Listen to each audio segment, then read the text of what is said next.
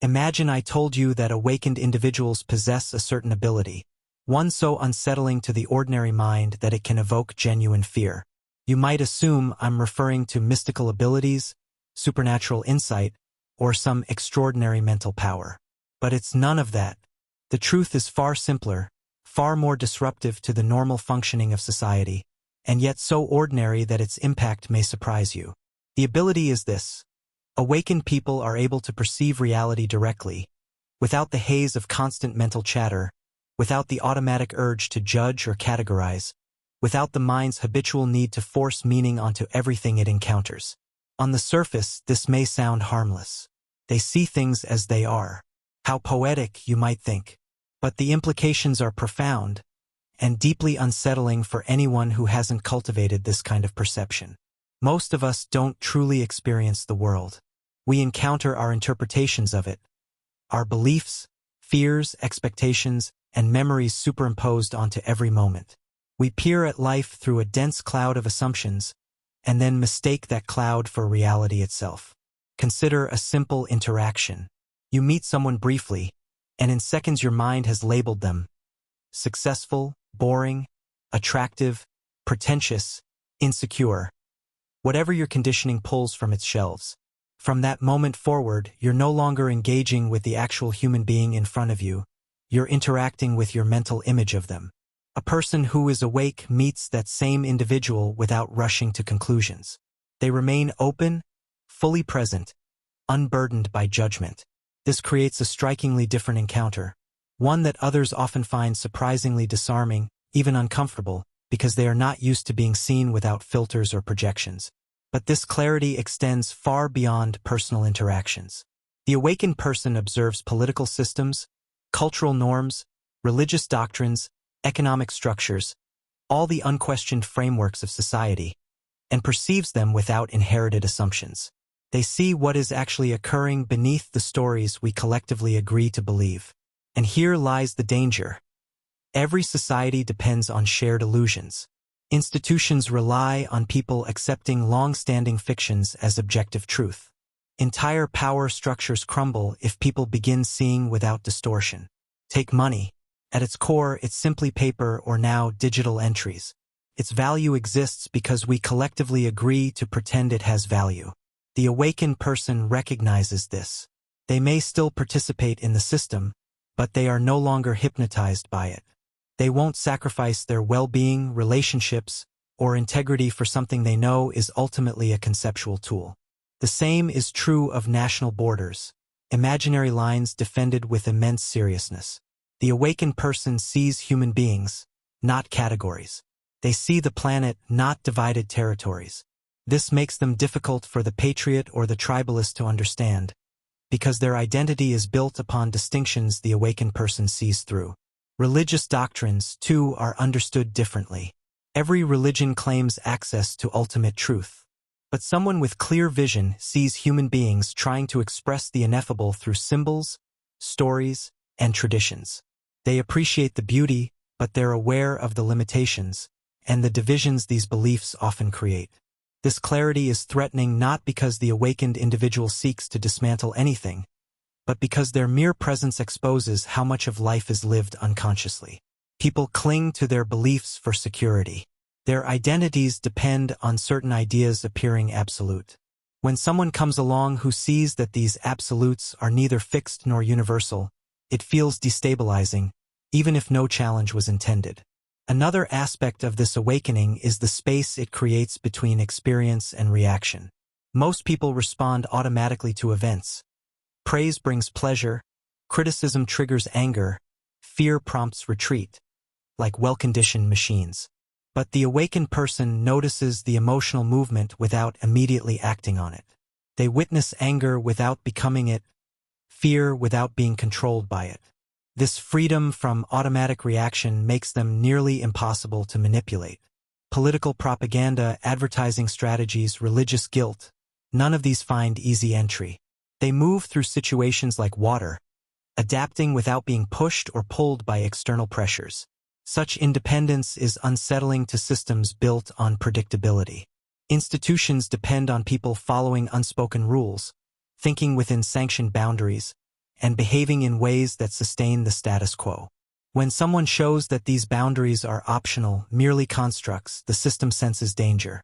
Yet the awakened person rarely sees themselves as a rebel.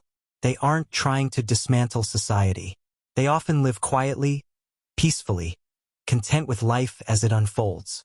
But their very existence is subversive because it demonstrates a possibility others have never considered: the possibility of inner freedom.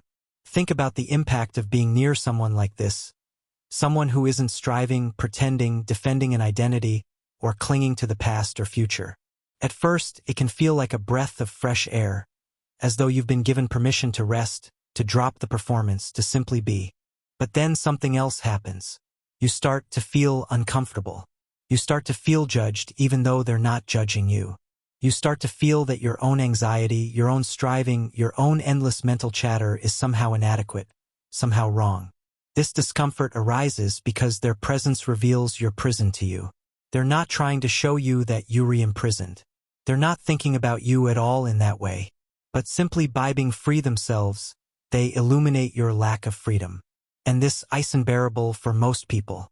It's easier to dismiss them as impractical, naive, irresponsible, or even crazy than to face the possibility that you've been living in a cage of your own making. The awakened person also has the ability to cope with discomfort, with uncertainty, with not knowing. This is perhaps the most unnerving aspect of their presence. Most people are desperately trying to achieve certainty, to know, to have all the answers.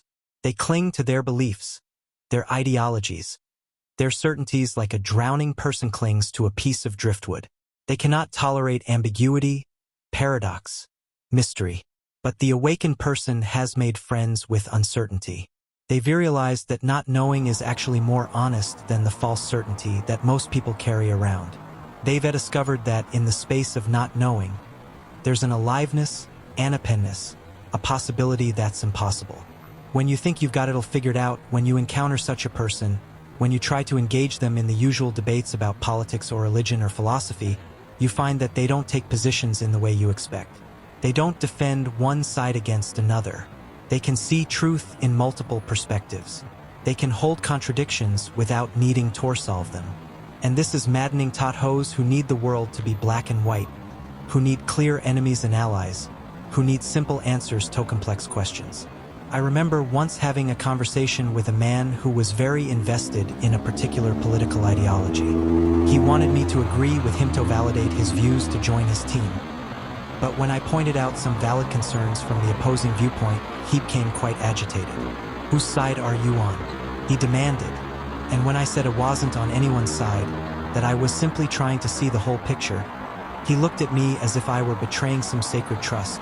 To him, my refusal to take a partisan position was cowardice or moral weakness.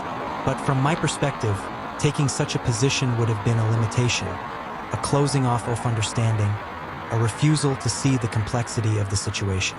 This ability to see multiple perspectives simultaneously, to hold paradox, to embrace complexity and ambiguity, this is what the awakened consciousness develops. And it's threatening because it dissolves the clear-cut divisions that society depends on. It makes alliance building difficult. It makes propaganda ineffective. It makes ideological warfare impossible. The awakened person can't be recruited into your cause because they see that your cause and the opposing cause are both partial truths, both limited perspectives, both missing something essential. This doesn't make them apathetic or uninvolved. They may work passionately for certain changes in the world, but they do so without the fanaticism, without the certainty that their side has all the answers and the other side is pure evil. Another aspect of this clear seeing is the ability to perceive people's motivations, often unconscious motivations that they themselves don't recognize. The awakened person has done enough inner work, has observed their own mind sufficiently that they can see through the various masks and personas that people wear.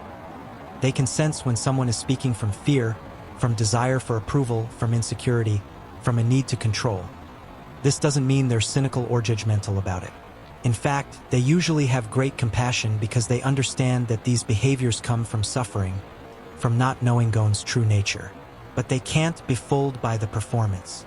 They see through the charm, the charisma, the carefully crafted image to the frightened ego beneath. And again, This is threatening because most of human interaction is based on these performances, these masks. We're all playing roles, projecting images, trying to control how others perceive us. When someone comes along who sees through a loft that, who perceives the reality beneath the facade, it's like being suddenly naked. There's nowhere to hide, no way to manipulate or control their perception of you. Business leaders, politicians, religious authorities, anyone whose power depends on crafting ascertain image, find awakened people very difficult to deal with. They can't be impressed by credentials or intimidated by authority. They can't be seduced by flattery or manipulated by guilt. They see the human being behind the role and they relate to that human being, not to the position they hold or the image theory projecting. Now, I want to be very clear about something. This ability to see clearly doesn't make awakened people perfect or infallible. They can still make mistakes. They can still have blind spots. They can still be limited by their own conditioning in various ways. What distinguishes them is not that they're beyond all limitation, but that they're aware of their limitations. They don't pretend to know what they didn't know. They don't claim certainties they don't possess. And paradoxically, this humility, this honest acknowledgement of not knowing often makes them appear more wise, more trustworthy than those who claim to have all the answers. People sense they're getting something real, something authentic rather than a polished performance or a rehearsed ideology. But here's the deepest reason why this ability to see clearly is so frightening. It reveals that we are responsible for our own experience of reality. The awakened person demonstrates that suffering is optional, that anxiety is a choice, that the prison we're in has no walls except theons we've imagined into existence. Most people desperately need to believe that their suffering is caused by external circumstances, by other people, by society, by the past, by bad luck. This belief allows them to feel like victims, which is painful, but also comforting in a way because it means they're not responsible. They couldn't have done anything differently. But the awakened person through their very being suggests something else. They suggest that regardless of circumstances, regardless of what's happened or what's happening, there's a way of relating to it that doesn't create suffering. Not that pain disappears, pain is part of life. But suffering, which is the mental anguish we add to pain through our resistance and our stories, this can cease. And if that's true, if suffering really is optional, then what excuse do you have for continuing to suffer? The awakened person's freedom indirectly poses this question, and it's a question most people didn't want to face because answering it would require changing everything about how they live, how they think, how they relate to experience. So you see, this one ability to see things as they are without the overlay of conditioning, judgment, and mental constructs is not some minor parlor trick or interesting skill. It's a fundamental shift in consciousness that threatens every structure of society, every pattern of control, every comfortable illusion we've constructed. The awakened person becomes a mirror in which others can see their own bondage, their own confusion, their own refusal to look directly at reality. And mirrors are dangerous things because once you've truly seen yourself, once you've glimpsed the truth, you can never quite go back to the old comfortable lies. This is why throughout history the truly awakened have often been killed, imprisoned, marginalized, or dismissed. Not because they were violent or dangerous in any conventional sense, but because their clear seeing threatened to wake others up, to disturb the collective dream, to expose the arbitrary nature of all the structures we take to be solid and real. And yet, paradoxically, these same awakened beings are also revered, celebrated, turned into saints and sages after they're safely dead and their teachings have been domesticated. We build monuments to them while ignoring what they actually said, what they actually demonstrated. We worship their memory while persecuting anyone who embodies that same clarity of seeing in the present moment. So if you find yourself developing this ability, if you find yourself seeing through the collective hallucinations that others still believe in, understand that you're entering dangerous territory, not because you're doing anything wrong, but because clear seeing is inherently threatening to those who prefer comfortable delusion. Be gentle, be compassionate, be wise about when to speak and when to remain silent. But don't betray what you've seen. Don't pretend to be blind just to make others comfortable. The world needs those who can see now more than ever.